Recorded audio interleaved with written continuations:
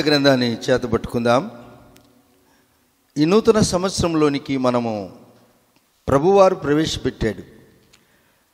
నూతన సంవత్సరాన్ని చూడలేక ఎంతోమంది వెళ్ళిపోయారు. ఈ దినము మనము దేవుని సన్నిధానంలో ఉన్నాము అని అంటే దేవుని మహాకృపే కదా. మన స్నేహితులు అనబడిన వారు, మన బంధుమిత్రాదులు కొందరు, ఎంతోమంది ఈ లోకను యాత్ర ముగించారు. యోగ్యత లేని మన జీవితాన్ని దేవుడు యోగ్యులుగా మార్చి ఈ దినము ఈ పరిశుద్ధ గ్రంథాన్ని పట్టుకుని కృపనిచ్చాడు.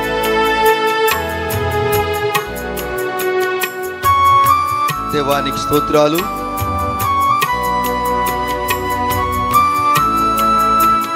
నీ పాదరేణువునై నన్ను ఉండిపోని, నీ సేవలో బ్రతుకు తెలవారిపోని.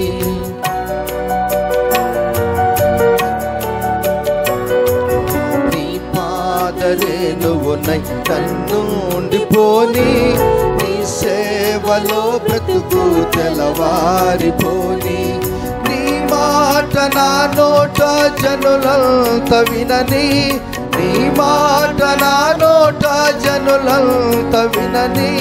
సువార్తతో నన్ను కలవరమే గనని, సువార్తతో నన్ను కలవరమే గనని.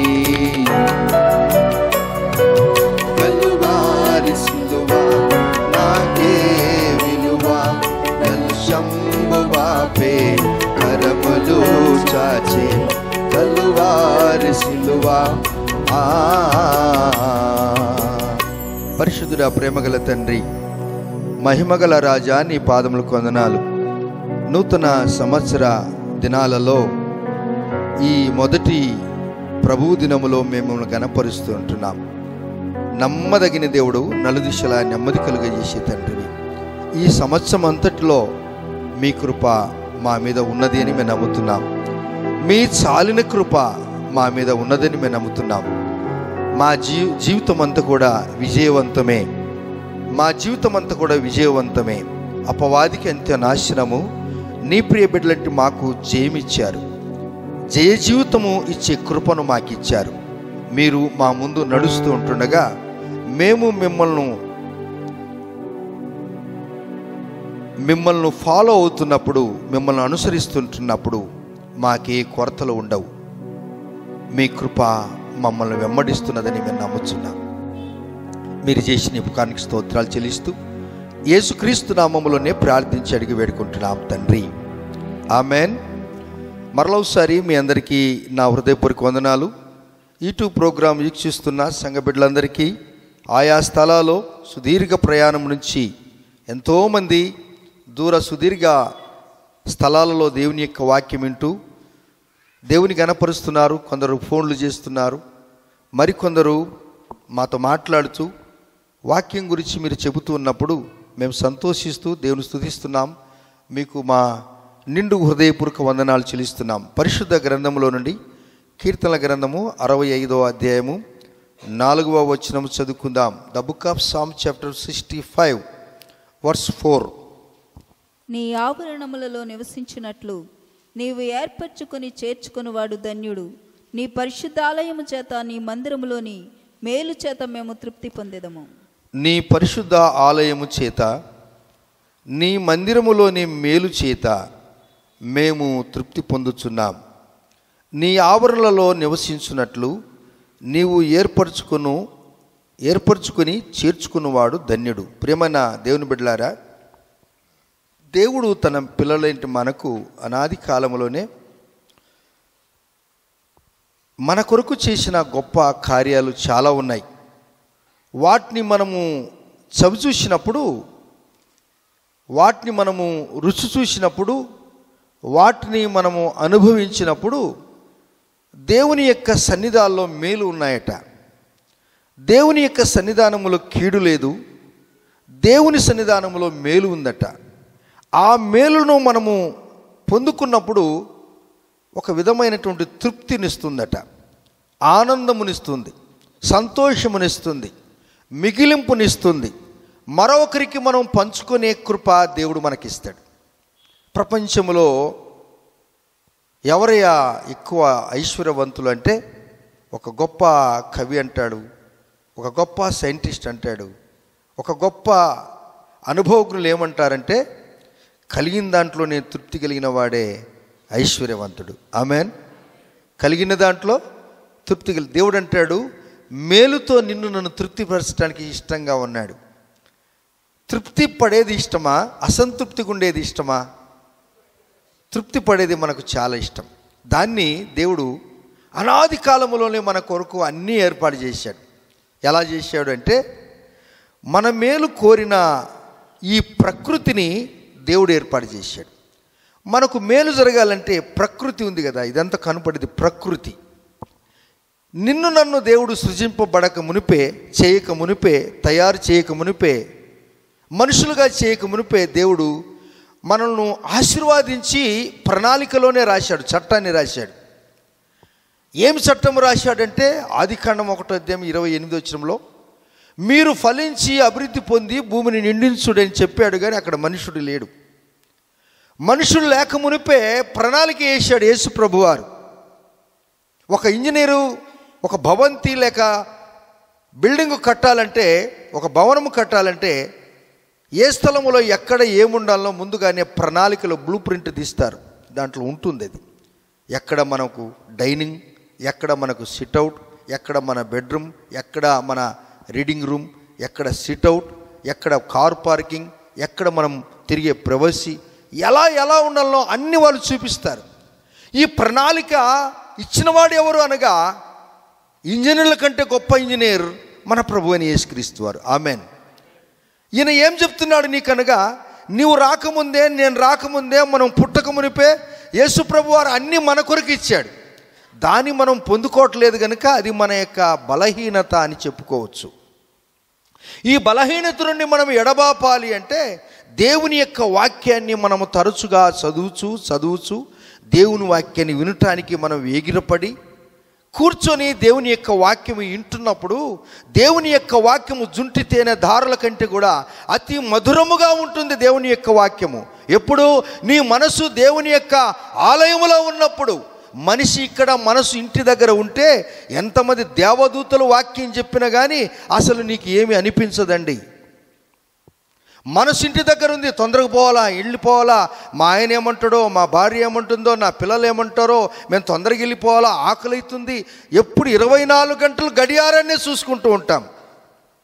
గడియారాన్ని చూసుకుంటుంటే నీ గడియారము ఒకవేళ ఆగిపోతే ఏం చేస్తావు బ్రదర్, సిస్టర్? ఈ మనిషికి కూడా ఒక గడియారం ఉంది, లోపల ఫిట్ చేశాడు. నువ్వు కనపడుతున్న గడియారాలు చూస్తున్నావు కానీ నీ గడియారం ముళ్ళు ఎప్పుడైనా ఆగిపోతే నీ జీవితం ఎలా ఉంటుంది? ఈ గడియారం ముళ్ళు ఎప్పుడు తిరగాలంటే దానికి సెల్ పెడతాడు, ఛార్జింగ్ పెడతాడు.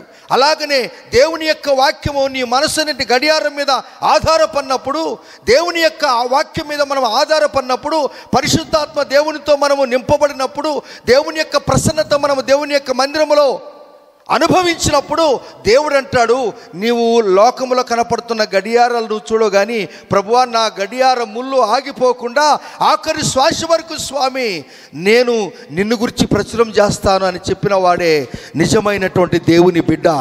ఆమెన్. చూడండి మీరు దేవుని బిడ్డలారా, దేవుడు ఎలా మనకు ఇది బోధిస్తున్నాడో 65వ కీర్తన 9వ వచనం చదువుకుందాం. నీవు భూమిని దర్శించి దాన్ని తడుపుచున్నావు, దానికి మహాదైశ్వర్యమును కలగజేసి ఉన్నావు. దేవుని నది నీళ్లతో నిండి ఉన్నది. నీవు భూమిని అట్లు సిద్ధపరిచిన తర్వాత వారికి ధాన్యము దయచేసి ఉన్నావు. చూసావా, మానవుని యొక్క జీవితము భూమితో సమానము. హల్లెలూయా. ఒకటి కనిపించే భూమి కూడా ఉంది.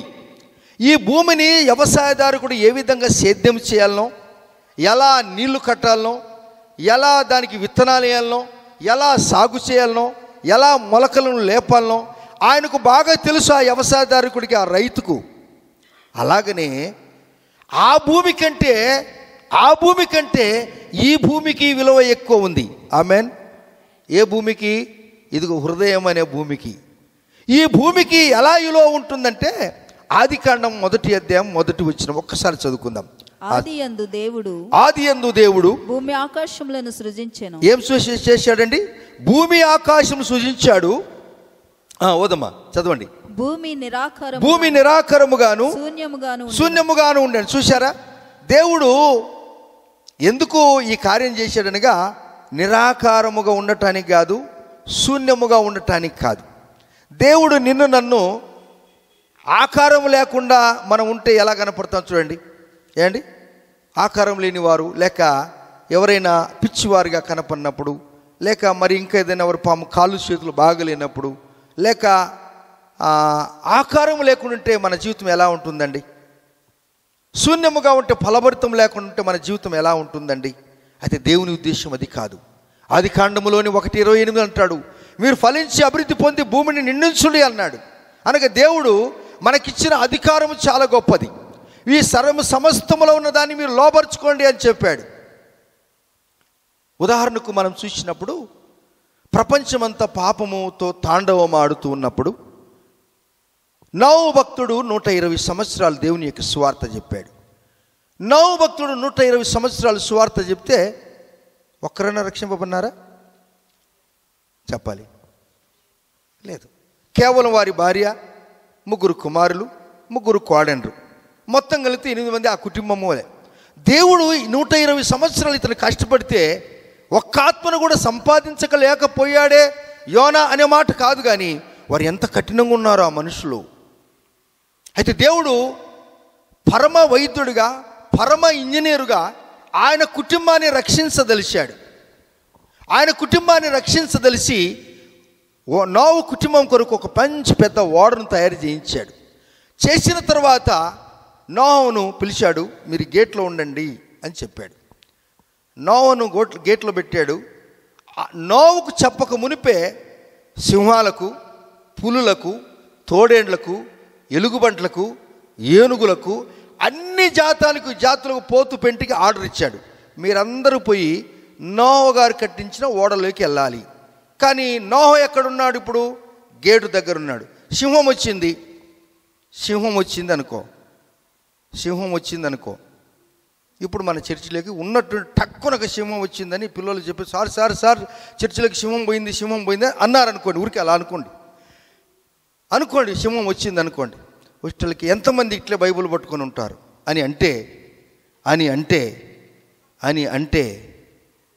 గాఢ నిద్రలు ఉన్నోళ్ళు కూడా లేచి ఎటు తిరగాలనో తెలియక అటు పోవాలన్నా ఇటు పోవాలన్నా, దీంట్లో దూరాలన్నా దాంట్లో దూరాలన్నా, వెనక దూరాలన్నా అర్థం కాక కిటికీలన్నీ గ్రిల్లింగ్ వేయించాడు. ఈ పాస్టర్ దూరటానికే లేదు, ఎగ్జిటే లేదు. నన్ను ఎంతమంది తిట్టుకుంటారు. కానీ ఆ సింహ పిల్లలగిన ఇక్కడ ఉంటే, హల్లెలూయా, ఆ సింహ పిల్లలగిన ఇక్కడ ఉంటే కౌగిలించుకుంటారు. అవునా? అప్పుడు ఈ జంతువులకు మానవుడు భయపడేవాడు కాదు, మానవునికే జంతువులు భయపడే. కానీ ఇప్పుడు ఉల్టయిందా లేదా? చెప్పరు. ఉల్టయిందా లేదా? అయిపోయా. ఒక ఆయన సెల్ఫీ తీసుకోవటానికి చెయ్యి పెట్టాడు. ఆ చెయ్యి కాడికి కొరికేసుకున్నది. జూలో పేపర్లు చదివారు మీరు? చెయ్యి కాడికి మొత్తం తినేసింది. ఈయన పోయి ఆడికి పోయి ఇట్లా చాలామంది మంచి జ్ఞానవంతులు, టెక్నాలజీ అడ్వాన్స్ అయిపోయింది. ఇప్పుడు పులి బోన్లో చెయ్యి పెట్టి ఇట్లా ఫోటో తీసుకుంటే అది ఊరుకుంటుంది. అది మాంసం కావాలి. చూసావా, మానవుడు ఏమైపోయాడు అనగా మానవుడు జంతువులకు భయపడవలసి వచ్చింది. దేవుడు మానవుని నిరాకారముగాను శూన్యముగాను ఉంటకు చేయలేదు, అధికారం ఇచ్చాడు దేవుడు. నీ భయభక్తి జంతువులను కూడా భయపిస్తాయండి. దానియేలును దేవుని కొరకు సాక్షిపడిగా జీవించినప్పుడు దానియేలు సింహం బోన్లో వేస్తే ఏం జరిగింది? రాత్రంతా సింహాలన్నీ కూడా నా ప్రియ స్నేహితుడా డానియేల్, నిన్ను గురించి మేము వింటూ ఉన్నాము, చాలా ఏళ్ళ నుంచి నిన్ను చూడాలనుకున్నామని రాత్రంతా సింహం బోన్లో ఎవరున్నారు? సింహాలలో ఎవరున్నారు? మనిషి దానియేలు ఉన్నాడు. ఆ దానియేలుతో గడిపాడు. తెల్లవారుజామున రాజు బుంగరపోయినటువంటి గొంతుతో స్వరముతో వచ్చి, దానియేలు, నీవు అనుదినము సేవిస్తున్న దేవుడు నిన్ను సింహము బోన్లో నుండి, సింహముల నోట్ల నుండి నిన్ను దేవుడిని రక్షించగలిగేనా? దేవుని బిడ్డలారా, దేవుడు మానవుని నిరాకారముగాను శూన్యముగాను చేయటకు ఇష్టపడలేదు. ఈ విధంగా అయిపోయినందుకు ఆయన చింతిస్తూ ఉన్నాడు, బాధపడుతూ ఉన్నాడు. దేవుడు నీకు పొలమునిచ్చాడు, పొలముకు ఆజ్ఞ ఇచ్చాడు, నీటికి ఆజ్ఞ ఇచ్చాడు, మంచుకు ఆజ్ఞ ఇచ్చాడు, ప్రతిదానికి ఆజ్ఞ ఇచ్చాడు. నువ్వు ఫలించు, నా పిల్లలకు నువ్వు ఆహారం తయారు చేయమని చెప్పింది. మీరు రండి 65వ కీర్తన 8వ వచనం. నీ సూచక క్రియలను చూచి, నీ సూచక క్రియలను చూసి దిగంత నివాసులను భయపడుదురు. ఉదయ సాయంత్రముల ఉత్పత్తులను నీవు సంతోష భరితులుగా చేయుచున్నావు. హల్లెలూయా. ఉదయము సాయంత్రము పంట ఈ మానవుని కొరకు ఉత్పత్తి చేస్తుందట. అందుకే దేవుడు అంటాడు, ఎప్పుడైనా వైద్యులు ఏం చెప్తారంటే, బాబు నువ్వు ఇంట్లో ఉండి, అమ్మా నువ్వు ఇంట్లో ఉండి ఉండి ఉండి నువ్వు పిచ్చిదాని అయిపోయావమ్మా, ఎప్పుడన్నా అట్లా ఆ కొండకు కానీ, ఆ ప్రాంతం కానీ, ఆ పొలానికి కానీ, ఆ యొక్క ఉద్యానవనానికి వెళ్ళి కొంచెం అక్కడ కూర్చో, ఆ గార్డెన్లో కూర్చో. ఆ పక్షులు ఉంటాయి, కిచకిచలాడే పక్షులు ఉంటాయి, జంతువులు ఉంటాయి, మంచి ఆ వనరులు, చెట్లు, వృక్షాలు ఉంటాయి, మంచు ఉంటుంది. ఇక్కడ చూసినప్పుడు ఈ చింత అంతా మరిచిపోయి మంచి ఆనందంతో నింపబడతారని వైద్యులు పేషెంట్కు చెప్తూ ఉంటారు. హల్లెలూయా. ఇప్పుడు దేవుడు అంటాడు, నా బిడ్డలారా, మీ ఆరోగ్యం కొరకు నేను అన్ని పెట్టాను. ఈ వృక్షాలు ఉండటం బట్టి మనకెంతో ఆక్సిజన్ వస్తుందని మనందరికీ తెలుసు. ఈ దినాలలో నాయకులు అనబడిన వారు, డిపార్ట్మెంట్ అనేవారు కొందరు, అందరు కాదు, అడవి వృక్షాలని నరికి అమ్ముకుంటున్నారు. ఇప్పుడు ఆ అడవిలో ఉన్నటువంటి జంతువులన్నీ ఇప్పుడు ఎక్కడికి వచ్చాయి? పట్టణాలకు వచ్చాయి. అవునా? అసలు ఆ దినాలలో పల్లెటూళ్ళలో ఆవులు, గేదెలు అన్నీ ఉండేవి, దున్నపోతులు, గొర్రెలు ఉండేవి. ఇప్పుడు పల్లెటూళ్ళలో దున్నపోతులు, గొర్రెలు, ఆవులు ఏమి ఎక్కడ లేవు. అన్నీ ఎక్కడికి వచ్చాయి చెప్పండి? ఇప్పుడు సిటీకి వచ్చాయి. ఏం తినడానికి వచ్చినాయి? కాగితాలు తినడానికి వచ్చినాయి, ఇసిరేసినవి తినడానికి వచ్చినాయి. కడుపు పాపం ఇంత లావైపోయి ఇట్లా పోతూ ఉంటాయి. అంత కాగితాలు, కసువు తింటాయి. పశువు గడ్డి తింటే ఆరోగ్యం ఇస్తుంది, కానీ దేవుని బిడ్డలారా, ఈ దినాలలో ఎట్లయిపోయిందనగా మానవుని జీవితం ఫలించలేకపోతుంది. నీవు పర్యావరణ వాతావరణాన్ని చూడు, ప్రకృతిని నువ్వు చూడు, నేర్చుకో. నీ జీవితాన్ని నేను బాగు చేస్తాను. ఎలా బాగు చేస్తాననగా, ఎండిపోయిన నీ జీవితాన్ని, పనికిరాని నీ జీవితము, ఎడారి నీ జీవితాన్ని నీవు భూమిని దర్శించి దాన్ని తడుపుచున్నావు, దానికి మహాదైశ్వర్యము నువ్వు కలుగజేస్తున్నావు. ఒకటి ఆ భూమి అయితే, ఆత్మీయమైన ఈ భూమి మీదకి దేవుడు వాక్యం అనేటువంటి నీరుతో యేసయ్య నిన్ను నన్ను పెంచుతూ ఉన్నాడు. హల్లెలూయా. Praise the Lord. దేవుని బిడ్డలారా, మనలో ఎవరైనా కానీ దేవుని యొక్క వాక్యం కొరకు మనము ఇరిగిపోకుండా, నలిగిపోకుండా మనం కఠినంగా జీవిస్తే మన నుండి ఫలితము రాదండి. ఒక వ్యవసాయదారుడు భూమిని సాగు చేస్తున్నాడంటే ఆ భూమిని మెత్తగా దున్నేస్తాడండి. అందులో కలుపు, గడ్డి, రాయి, కంప ఏమి చెదారం లేకుండా చేస్తాడండి. ఆ నారు రాకమునిపే బ్రహ్మాండంగా దాన్ని సిద్ధపరుస్తాడండి.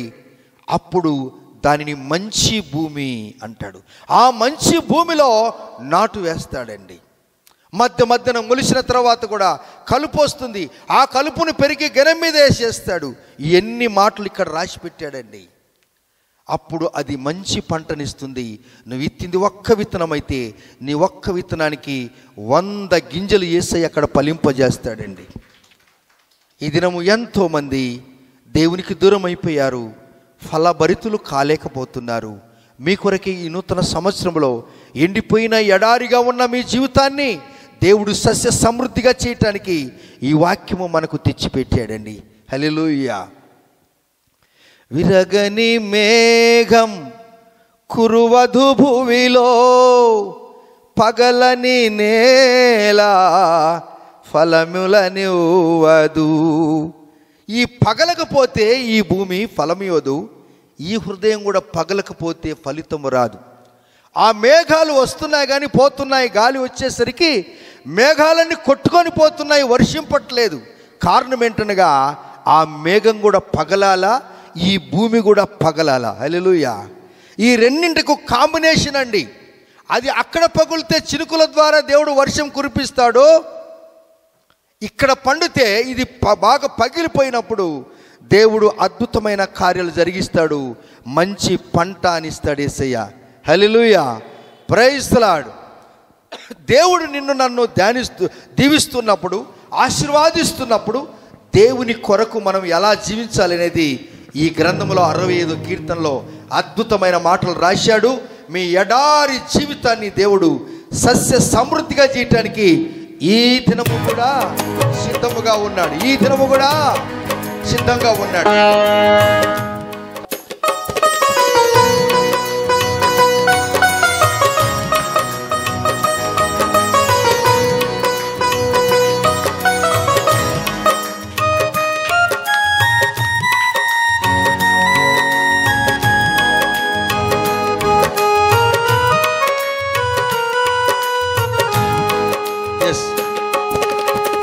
విరగని మేఘం కురువధు భువిలో, పగలని నేల ఫలములనివ్వదు. అందరము విరగని మేఘం కురువధు భువిలో, పగలని నేల ఫలములనివ్వదు.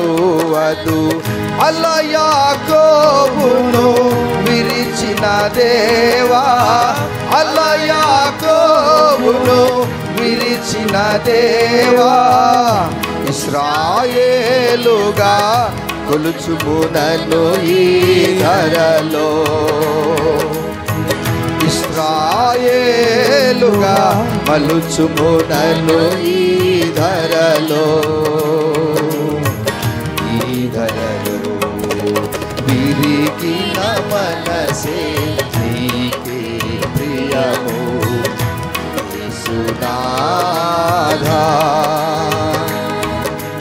ఉన్నతమైన స్థలములలోన వసించువాడా,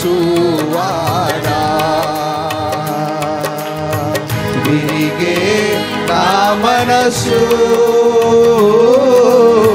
వసించువాడా,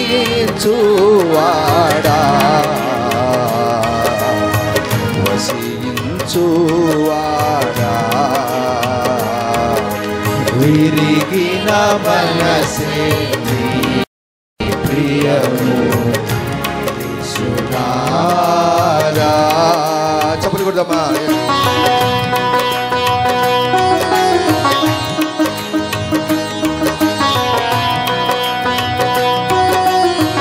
ఎస్.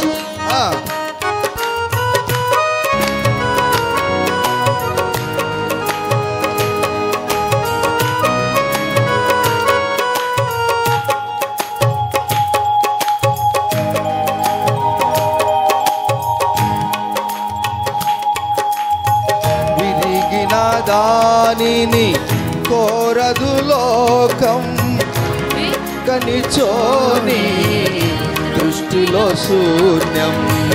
విరిగిన దానిని కోరదు లోకం, విరగని చోని దృష్టిలో శూన్యం. సిలువను మోసి విరిగిన దేవా, సిలువను మోసి విరిగిన దేవా, జీవాహారము జలములు నీవే, జీవాహారము జీవ జలములు నీవే. నీవేగా విరిగిన మనసే నీకే ప్రియము యేసునాథా. ఉన్నతమైన స్థలములలోన వసించువాడా, విరిగే నా మనసు, విరిగే నా మనసు వసించువాడా, వసించువాడా. విరిగిన మనసే నీకే ప్రియము యేసునాథా. యేసునాథా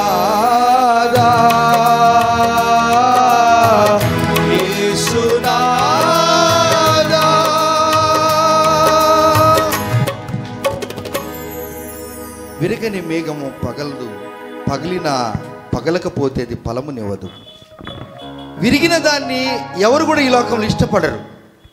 అయితే యేసయ్య శిలువలో విరిగిపోవటం వలన ఆయన జీవాహారము మనకిచ్చాడు, జీవజలం ఇచ్చాడు.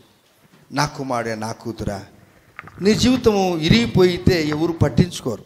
నీ దగ్గర డబ్బు ఉంటే, అందం ఉంటే, అన్నీ ఉంటే, మావాడు రైడు, మా అమ్మ, మా చెల్లెలు, మా తమ్ముడు, మా తమ్ముని కొడుకు మునిమనమడు అంటారు. ఎప్పుడమ్మా? అన్నీ ఉన్నప్పుడు.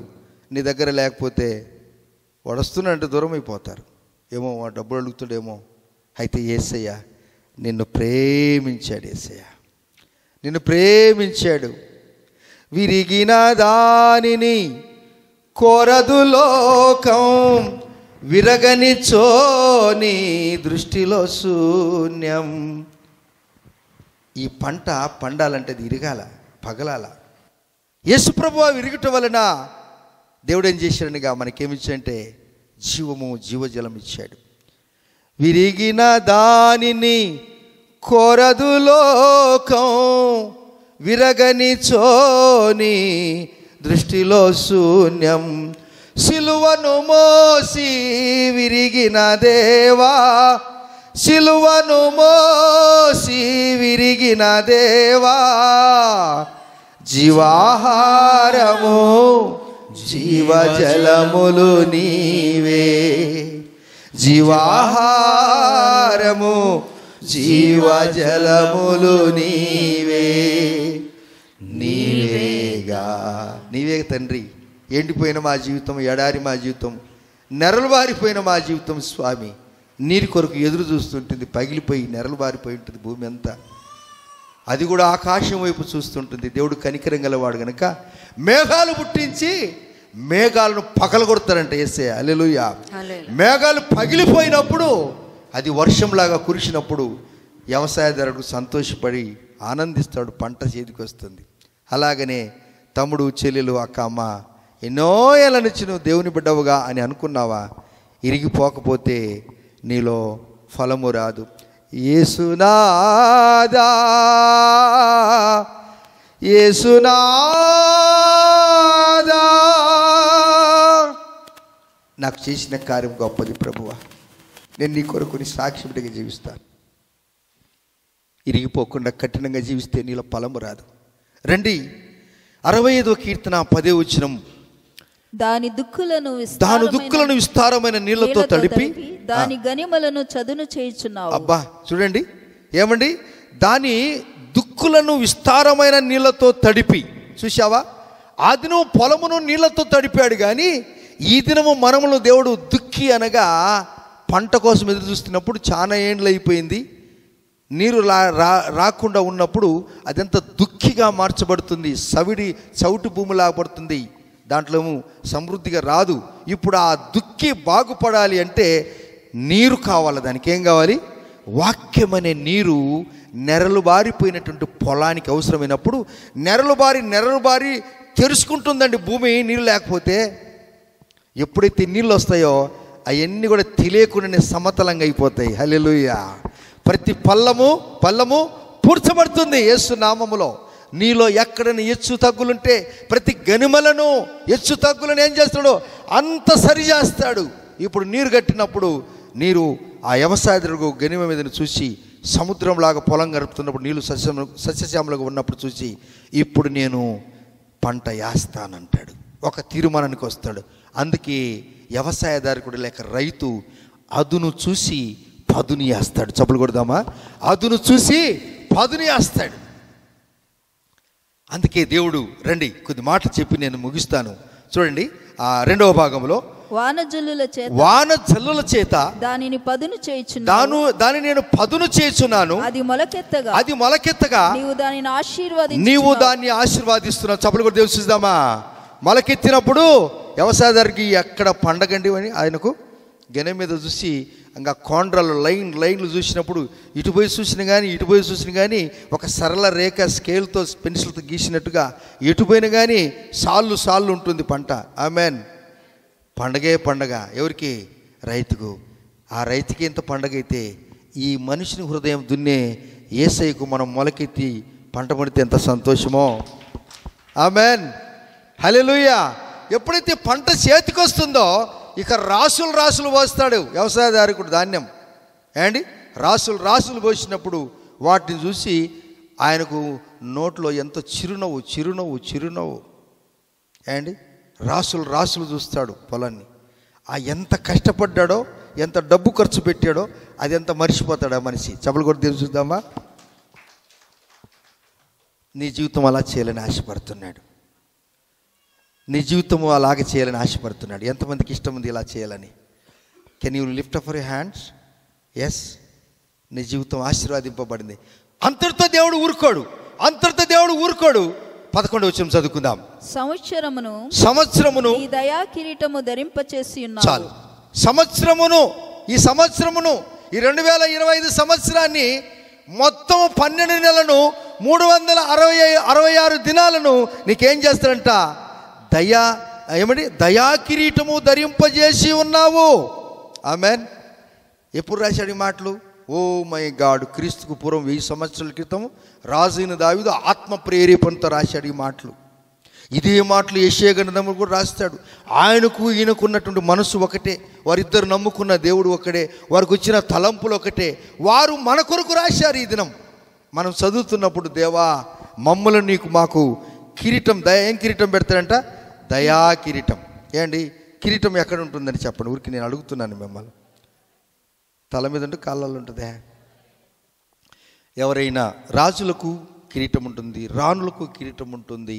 ఎవరైనా ఉద్యోగంలో లేక మంచి అచీవ్మెంట్ చేసినప్పుడు అధికారులు వాళ్ళు పిలిచి రాజులు వారికి కిరీటం పెడతారు. యాజకులకు కూడా కిరీటం ఉంది. ఎంతోమంది కిరీటాల గురించి, అపవాది కూడా కిరీటాలు ఉన్నాయండి. ప్రకటన గ్రంథం వరకు మనం చదువుకుంటూ పోతుంటే కిరీటాలు ఉంటాయి. కొందరు ప్రపంచ సుందరికి కిరీటం పెడతారండి. హల్లెలూయా. ప్రపంచ సుందరికి కిరీటం పెడతారండి. అయితే ఈ కిరీటాలు ఉన్న కొన్నాళ్ళు మాత్రము, తర్వాత వారి రికార్డు బ్రేక్ చేసినప్పుడు ఈమె కిరీటానికి అంత ప్రాధాన్యత చెప్పరు. మీరు ఏంటి, వీళ్ళ రికార్డు బ్రేక్ చేశారనుకోండి, వారికి కిరీటానికి ఇప్పుడు ఇంకొక ఆయన వచ్చేస్తాడు, ఆయన కిరీటం పెడతారు. అవునా?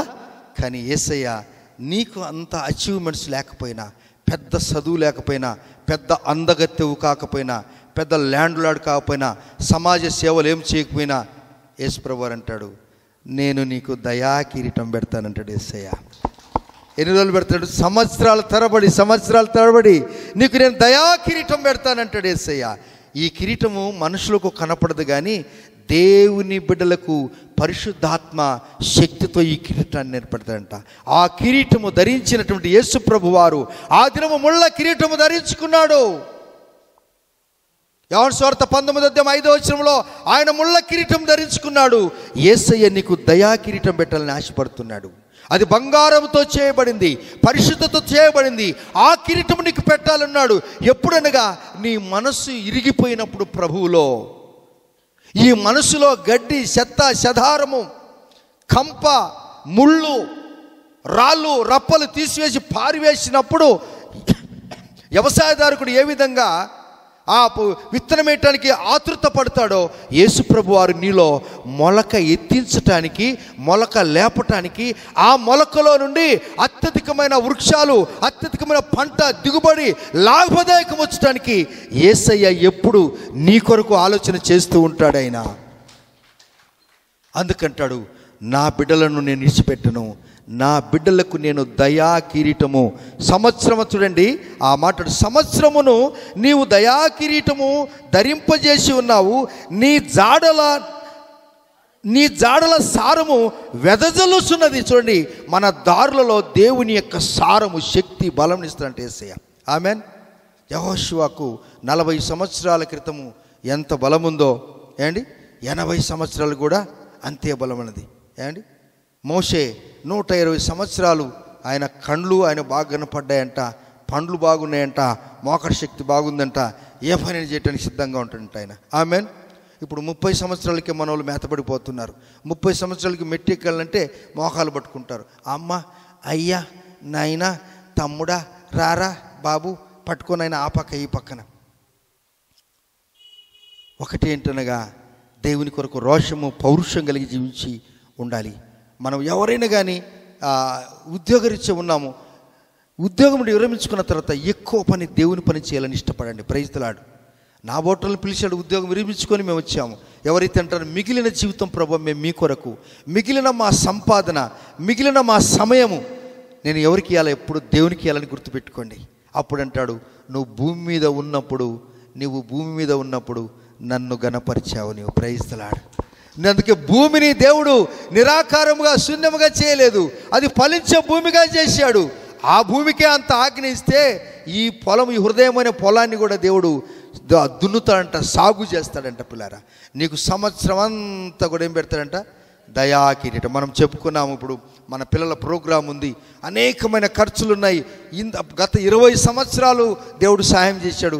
ఈ సంవత్సరం సాయం చేస్తాడా లేదా? అదే నమ్మకం.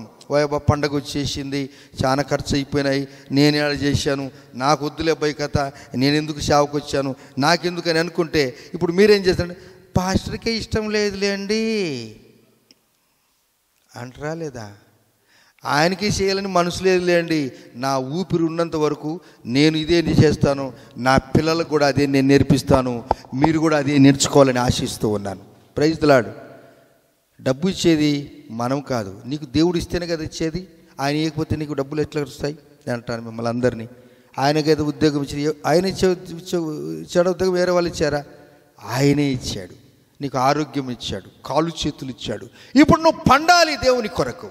నువ్వు పండినప్పుడు రేపు నువ్వు పరలోక రాజ్యానికి వెళ్ళినప్పుడు యేసు ప్రభు వారు కుర్చీ మించి లేస్తాడు. హల్లెలూయా. ఏం చేస్తాడండి? కుర్చీ మించి లేచి భుజం తట్టి అంటాడు. ఏమంటాడండి చెప్పండి చూద్దాం. ఏమంటాడండి? యేసు ప్రభు వారు కుర్చీ మించి లేచి ఏమంటాడు?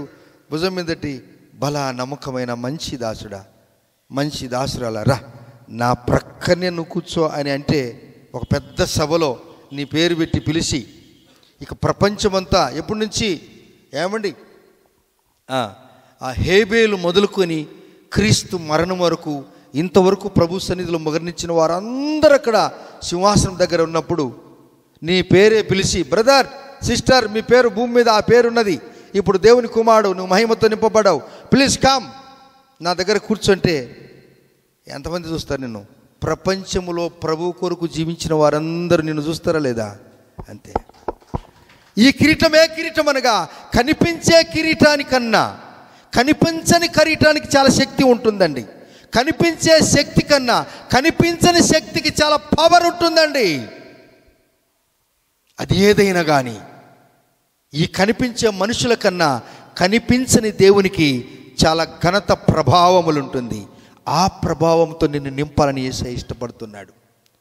అందుకే దేవుడు అంటాడు, కొండలు ఆనందమును నడికట్టుగా ధరించుకొని ఉన్నవి, పచ్చిక పట్లు మందలను వస్త్రం వలె ధరించి ఉన్నవి, లోయలు సస్యములతో కప్పబడి ఉన్నది, అన్నియు సంతోషధ్వని చేయుచున్నవి, అన్నియు గానము చేయుచు ఉన్నవి. Amen, amen. ఇటువంటి జీవితం మనకు కావాలా లేదా?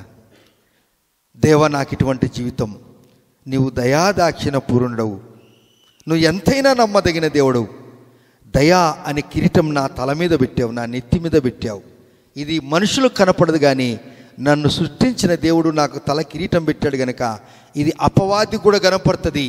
అతని మీద ఆమె మీద దయా కిరీటం ఉన్నది గనక ఆ దయగల దేవుడు ఈమెను దీవిస్తున్నాడని అపవాదే సాక్ష్యం చెప్పుకుంటూ తిరుగుతాడు. Praise Lord. Hallelujah, hallelujah. నీ గురించి అపవాదే చెప్పుకుంటూ తిరుగుతుంటాడు, నువ్వేం చెప్పాల్సిన పని లేదు. నీ శత్రువులు చెప్పుకుంటుంటారు నీ గురించి. Praise Lord. హల్లెలూయా. మోకరిద్దాం, దేవుని స్తుతిద్దాం. ఆయన బలశౌర్యములు గల దేవుడు, ఆయన నిత్యము కోపించువాడు కాదు, ఎల్లప్పుడూ వ్యాజ్యమాడు దేవుడు కాదు. మోకరిద్దాం, దేవుని స్తుతిద్దాం, చేతనైతే మోకరిద్దాం. దేవానికి స్తోత్రములు. హల్లెలూయా. ప్రభువా స్తోత్రములు. ఆయన దయాదాక్షిణ పూర్ణుడు, పరలోకపు తండ్రి. ఎండిపోయిన నీ జీవితాన్ని దర్శించాడు, పనికిరాని నీ జీవితాన్ని పనికొచ్చేవాటుగా చేస్తాడు, నీ వంశాన్ని అభివృద్ధి చేస్తాడు యేసయ్య. ఈ భూమి మీద నిన్ను పోలిన వారు తక్కువ మంది ఉంటారు. ఆ తక్కువ మందిలో నువ్వు ఒకడివి, నేనొకరిని, మనం ఒకరము.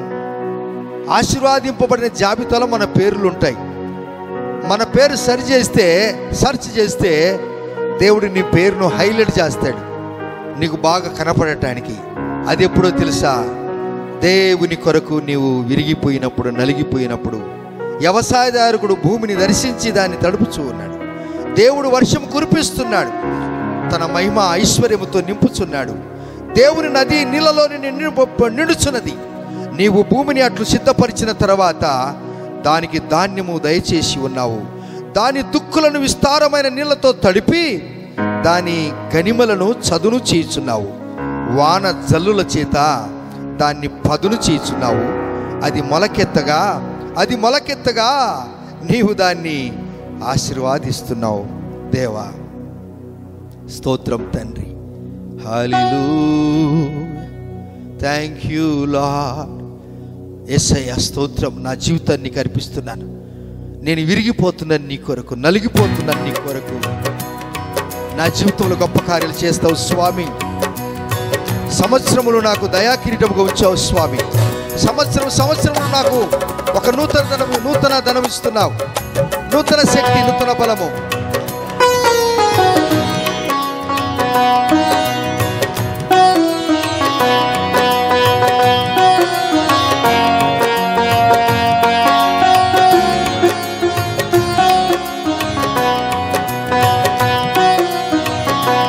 దేవుడు నీ జీవితంలో ఒక అద్భుతమైన కార్యం జరిగించి ఒక దినమున సాక్ష్యం చెప్తావు. ఎండిపోయిన నా జీవితాన్ని దేవుడు ఎలా ఆశీర్వదించాడని. దయా దాక్షిణ్య పూర్ణుడా, కరుణా సంపన్నుడా. చప్పట్లు కొడదామా? ఏం చూద్దామా? ఎస్. దయా దాక్షిణ్య పూర్ణుడా, కరుణా సంపన్నుడా, మేలుతో నన్ను దీవించినావే,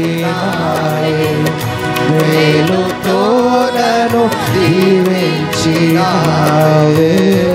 ఆశతో నిన్ను సేవింతునయ్యా,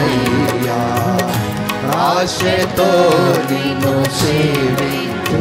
నా శైలమా, నా శైలమా, నా దుర్గమా, నా రక్షణ వాగ్దానమా. నా శైలమా, నా దుర్గమా, నా రక్షణ వాగ్దానమా. బల శౌర్యములు దేవా, ఘన సైన్యములకధిపతి యెహోవా. బల శౌర్యములు దేవా, ఘన సైన్యములకధిపతి యెహోవా. చప్పట్లు కొడదామా? ఎల్లప్పుడూ వేచమాడవు, నిత్యము కోపించవు. ప్రతీకారము నువ్వు ఏం చేయగలము? నీ పంట పండుతుంది, మొలకెత్తుతుంది. సమృద్ధి అయిన ధాన్యము, లాభదాయక మిగిలింపు నీ జీవితాన్ని అద్భుత కార్యం చేస్తాడు యేసయ్యా. అదే మనకిచ్చిన నిరీక్షణ. నీ పరిశుద్ధ ఆలయం చేత, నీ మందిరములోని మేలు చేత మేము తృప్తి పొందిదము. ఎస్. ఎల్లప్పుడు వెచ్చ పాడవు, నిత్యము కోపించవు.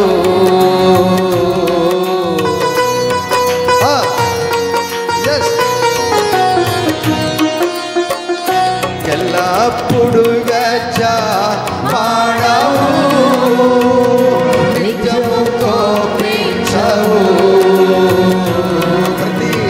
ప్రతీకారమునే చేయలేనే, ప్రతీకారమునే చేయలేనే, ప్రత్యుపకారమునే చేసినాడు, ప్రత్యుపకారమునే చేసినాడు. నా శైలమా, నా శైలమా, నా దుర్గమా, నా రక్షణ వాగ్దానమా.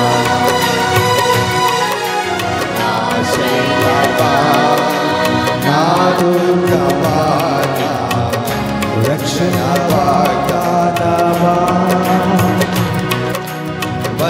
శౌర్యములు నీవే దేవా, ఘన సైన్యములకధిపతి యెహోవా.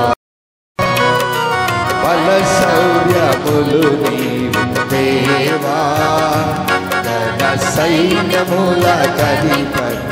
ఓ శైలమా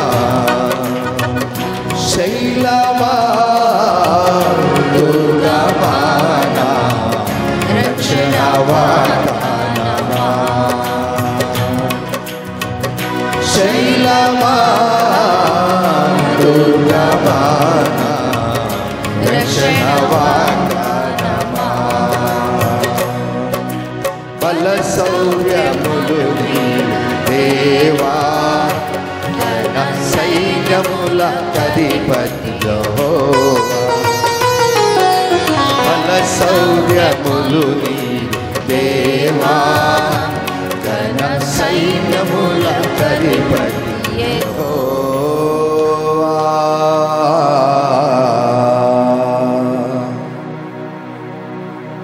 సంవత్సరమంతా నీకు దయా కిరీటం ధరింపజేసి ఉన్నాను. నీ జాడలో సారము వెదజల్లుచున్నవి, అవి బీటులో సారము చిలకరించుచున్నవి. అడవి బీడులు సారమును చిలకరించుచున్నవి. కొండలు ఆనందమును నడికట్టుగా ధరించుకొని ఉన్నవి. పచ్చిక పట్లు మందలను వస్త్రం వలె ధరింపజేసి ఉన్నవి. లోయలు సస్యములతో కప్పబడి ఉన్నవి. అన్నీయు సంతోషధ్వని చేయుచున్నవి, అన్నీయు గానము చేయుచున్నవి.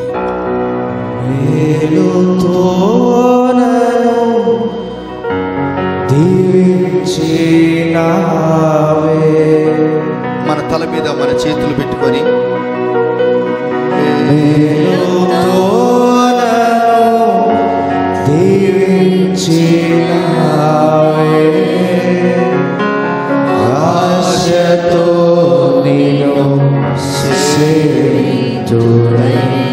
నా మిగిలిన జీవితం నీ కొరకే స్వామి.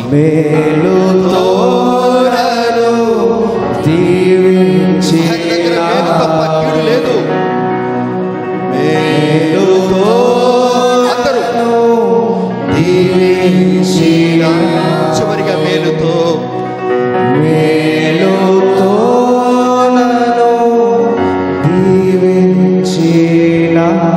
ఆశతో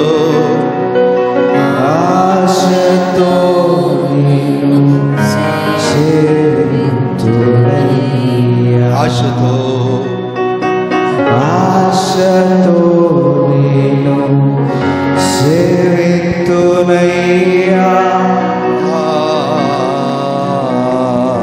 శైలమా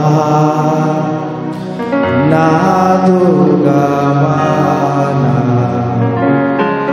రక్షణ వాగ్దానమా. శైలమా దుర్గమా శైలమా నా దుర్గమా.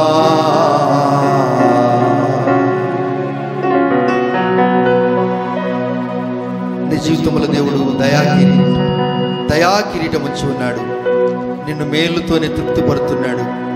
ఆయన దగ్గర మేలు ఉందంట. ఆయన 65:4 రెండో భాగములు అంటాడు, ఆయన నీ పరిశుద్ధ ఆలయం చేత, నీ మందిరములోని మేలు చేత మేము తృప్తి పొందుతున్నాము.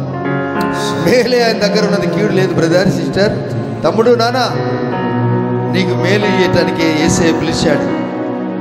బాణం లాంటి మాటలు నిన్ను కొట్టినప్పటికీ కూడా గాయపరచువాడు యెహోవాయే, గాయమును కట్టువాడు కూడా యెహోవాయే. శ్రమలను నువ్వు కుంగిపోవద్దు బ్రదర్, సిస్టర్, తమ్ముడు. నీ కుటుంబాన్ని హెచ్చించాలనేదే ఆయన ఆశ. నిన్ను నిరాకారంగా శూన్యముగా ఉండటానికి ఆయన సృష్టింపలేదు.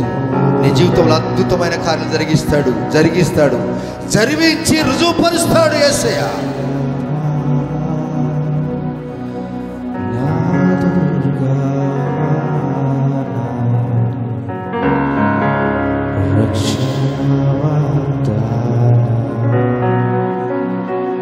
ప్రార్థిస్తున్నాం.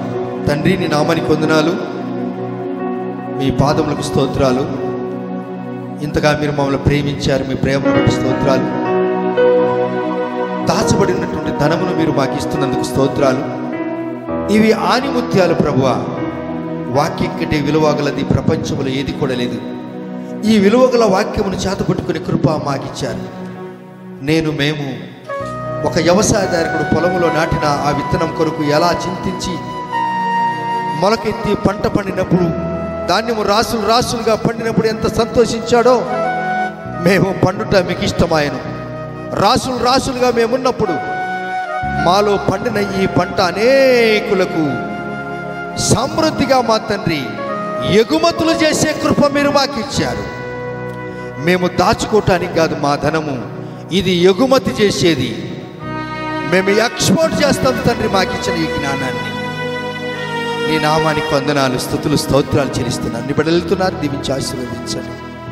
శుభములు, ఆరోగ్యము, నెమ్మది పలుకుతూ మీకు దయా కిరీటము నేను ఇచ్చాను, సంవత్సరం అంతా దయా కిరీటముతో మీరు నింపబడ్డారు అని చెప్పిన మాటలు జ్ఞాపకం చేసుకుంటూ యేసయ్య నామములో నేను ప్రార్థించడానికి పొంది ఉన్నాము తండ్రి.